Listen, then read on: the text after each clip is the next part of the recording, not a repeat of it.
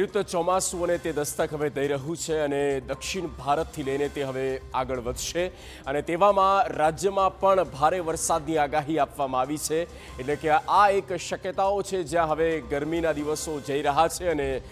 નૈઋત્ય ચોમાસું વિધિવત હવે આપણા આંગણે દસ્તક દઈ રહ્યું છે। ભારતનો નકશો પણ આપ જોઈ રહ્યા છો અને આ આઈએમડી દ્વારા જે ઓફિશિયલ એ નકશો અને જે વિગતો છે તે અમે આપને ગ્રાફિકલી સરળ રીતે બતાવી રહ્યા છીએ। જુઓ કેરળમ જ્યાંથી એ ભારતનો દક્ષિણનો તટીય રાજ્ય છે જ્યાંથી તે એન્ટ્રી લે છે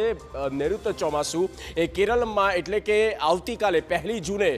ચોમાસું જે છે તે અહીંયા દસ્તક દઈ દેશે એટલે કે આપણા દરવાજે ટકોરા મારશે। ત્યારબાદ 5મી જૂને કર્ણાટક રાજ્યમાં તે આગળ વધશે, ત્યાર પછી મહારાષ્ટ્રમાં 10મી જૂને આવશે અને 10મી જૂન પછી આપણા રાજ્ય ગુજરાતમાં 15મી જૂને ચોમાસું વિધિવત રીતે આપણા રાજ્યમાં 15મી તારીખે 15મી જૂને રાજ્યમાં બેસી જશે અને ત્યારબાદ આગળ રાજસ્થાનમાં 25મી જૂન અને ત્યાર પછી ઉત્તર ભારતના